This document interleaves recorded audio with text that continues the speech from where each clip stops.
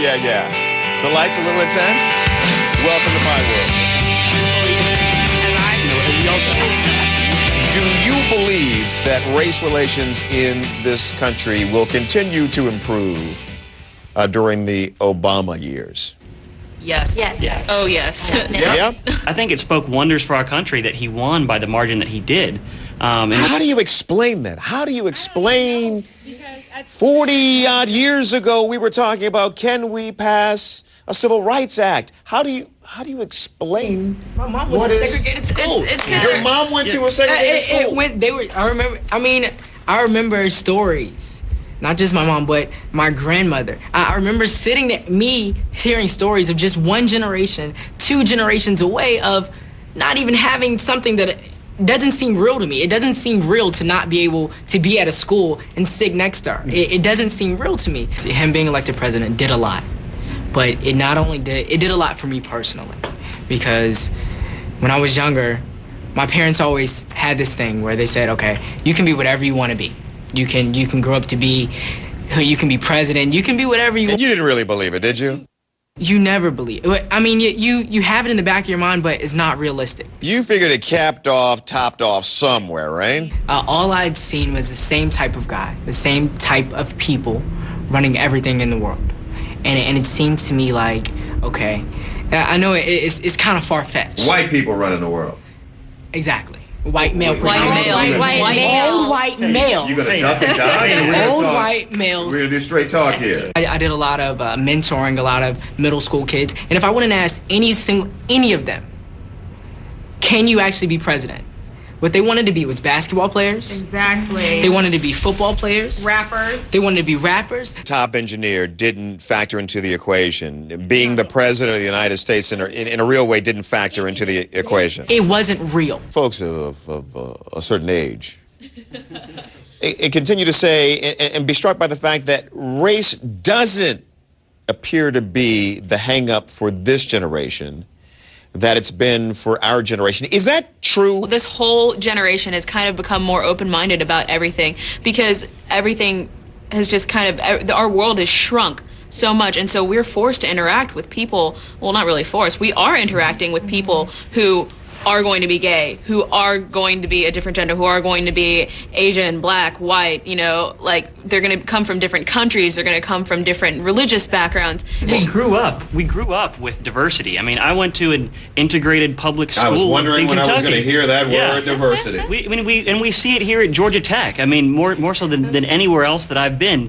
You interact with people of all sorts of different backgrounds. It brings to you an appreciation. I think part of the problem in the previous generation, they didn't understand one another. The different groups didn't understand one another. But man, we didn't understand. But I don't think it's, for me, it's not my parents' generation, it's my grandparents' generation. Yeah. Like, I grew up with, I mean, my grandfather was racist. There were plenty of things that we were not allowed to see, like with him, because there were African Americans in it. And because of my grandfather's attitude, my mother's attitude was very different.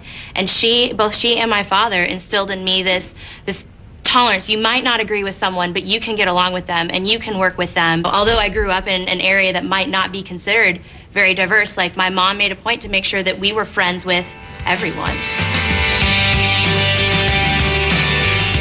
Whoa, now, how hard was that for her to say? Hear the rest of that frank discussion. Our racism talk gets even more revealing next hour.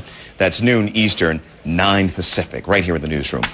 You know, last hour you heard my frank conversation about racism with students at Georgia Tech. It ended with this difficult statement.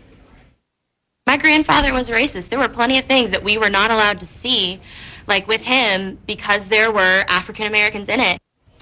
I pushed her on that comment. Here's the rest of our conversation.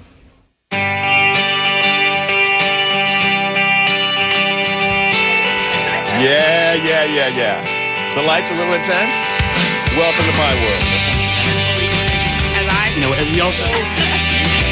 How difficult is that for you to sort of say out loud in front of cameras and everything that your grandfather I mean, racist? it's difficult, but it's the reality. I mean, it's something that I was able to, growing up, I never understood. You know, why couldn't I watch Cinderella with Brandy in it? I wanted to see the movie. I liked the movie. Why couldn't I? He tried not to make it so, I mean, I was like 7, but yeah. I mean, because it was the reality, I've been able to overcome that, and I've been able to learn from him and see that's not right.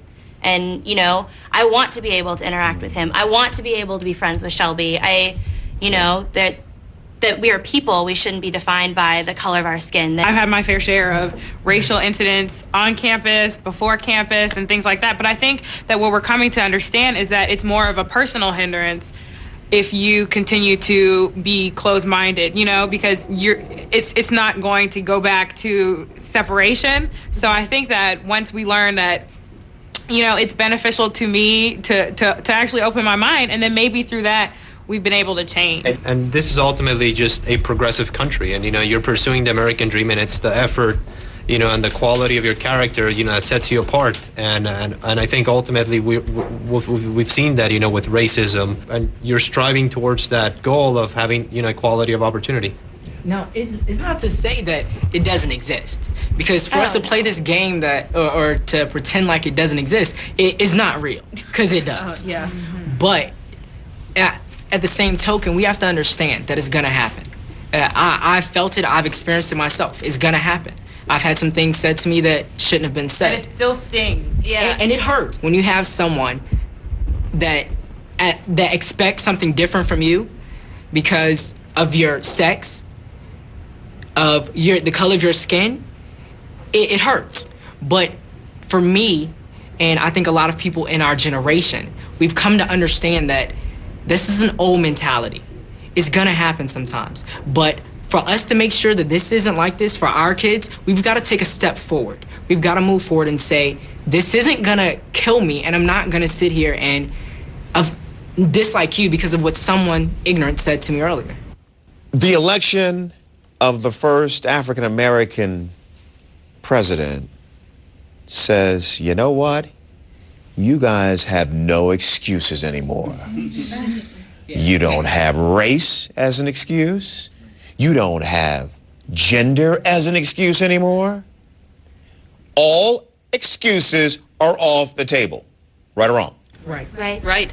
I've heard so many times in neighborhoods and around family and friends that the white man.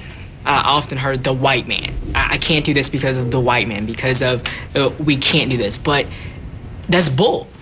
Because it's been shown that you can't.